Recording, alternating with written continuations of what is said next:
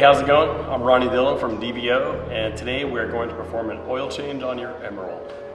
All right, so here's a small list of what you will need to complete this oil change.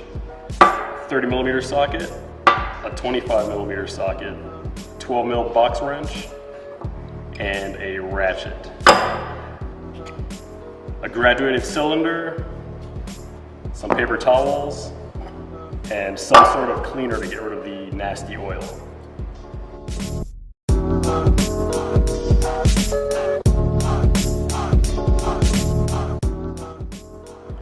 Alright guys, so the first thing you want to do is crack that 30mm top cap loose. Literally just crack it loose.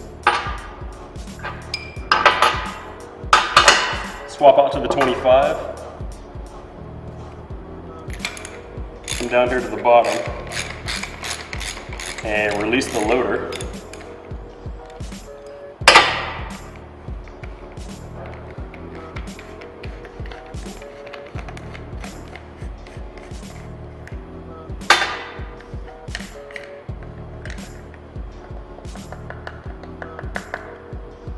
So once you have that loader completely removed, leave the leg extended. At this point in time, you will need something to catch your oil in. So just go ahead and dump everything out.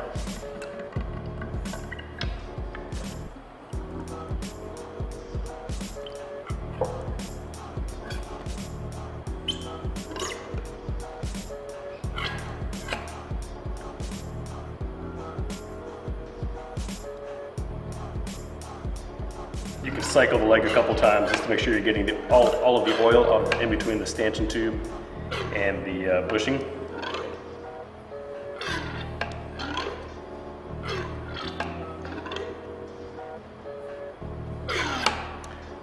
That should do it. To keep things neat around your shop, I usually recommend putting the loader back into the bottom of the fork. Go ahead and move back to the top of the fork, and you can use that 30mm socket to release that top cap unit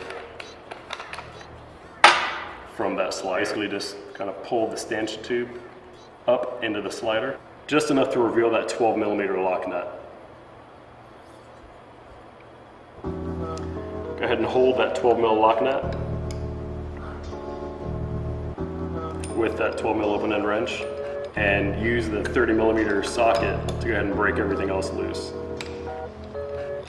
So once that is broken loose, you should be able to use your hand to separate that lock nut from the top cap unit. So you'll get to a pretty tight section here where it feels like you can't go any further. Just break it loose. It should break loose by hand. If you have to use the 30mm, go ahead. It shouldn't be that bad though. So back that all the way off and remove that top cap. At this point in time, you should be able to separate everything. And just be careful, because you will get some stray oil to pop out of here. So go ahead and remove the loader. Just loosen it up. Pull the loader all the way out so that you can drain any excess fluid out of here. Remember, you're trying to get rid of any sort of old oil or contamination that might be sitting inside this fork. Stroke that cartridge shaft just a couple times, and then let it sit there so that it drains itself. All right, so at this point, all we really need to do is clean all of the suspension components off.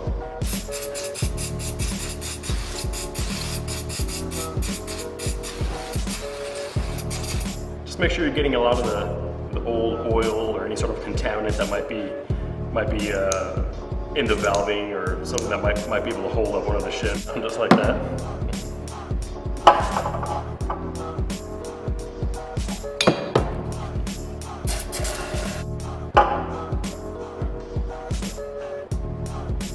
So take whatever cleaner you have and just spray it in both ends of the fork. You want to get as many contaminants out as possible.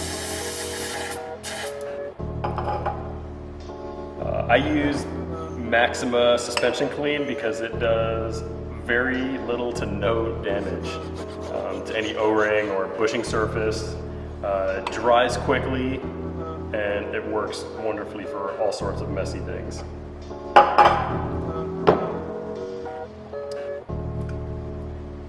Same thing goes for the inside of the slider.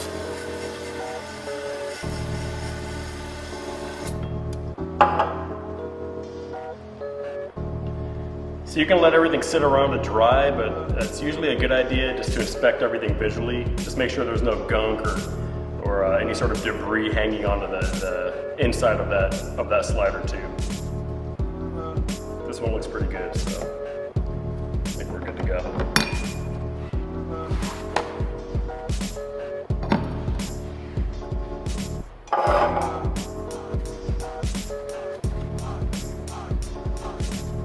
While you have everything out, it's usually a good idea just to inspect things. Make sure you don't have any kink shims.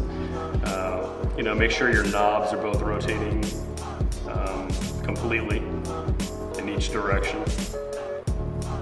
Make sure that the detents are functioning properly. It's a good opportunity to visually inspect your fork. Visually and physically inspect it. Make sure all of your O-rings are in decent shape.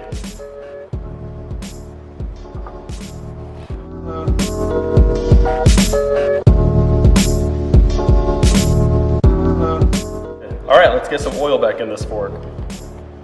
So we're going to use a 7.5 weight Golden Spectrum, and you're going to need 330 cc's of fluid.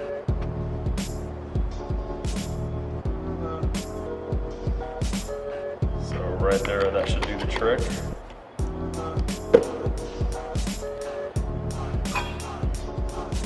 Take a little bit of that oil, rub it on the oil seal, the lip of the dust seal, and get a little bit down onto the bushing.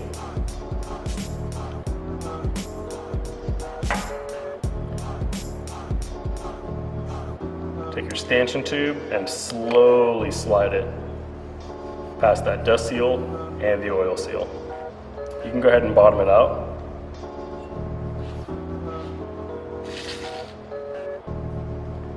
Go ahead and install the loader unit.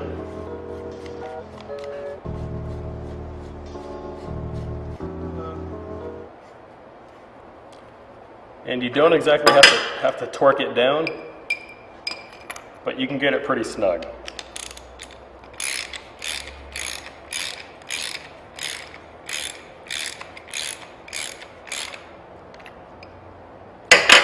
You don't want to surprise your feet with an oil bath in the middle of this in the middle of putting oil back in the fork.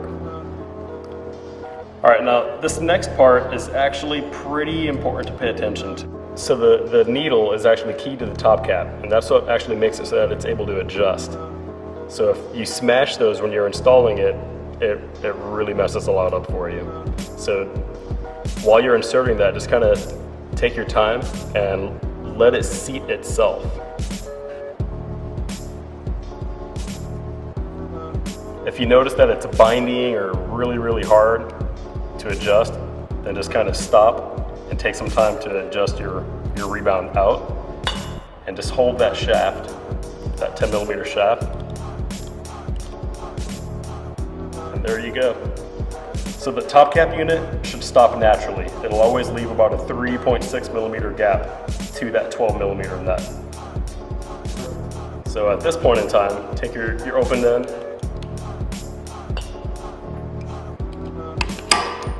and your 30mm, and go ahead and tighten things up.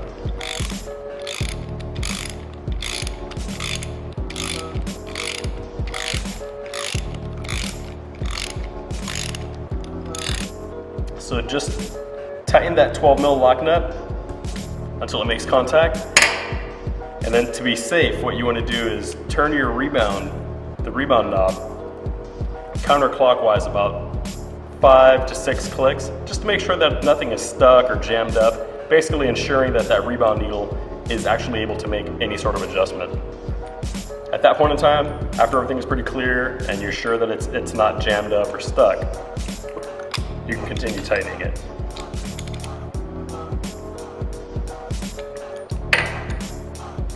All right, so at this point in time, go ahead and leave yourself about a 4mm gap from the top cap to the slider. And go ahead and insert your oil.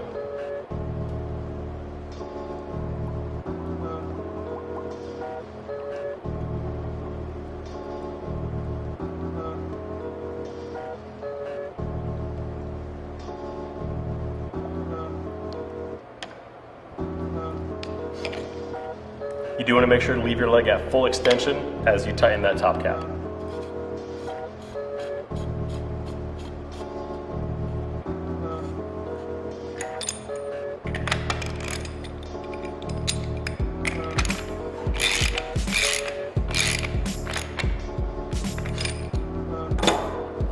That's it.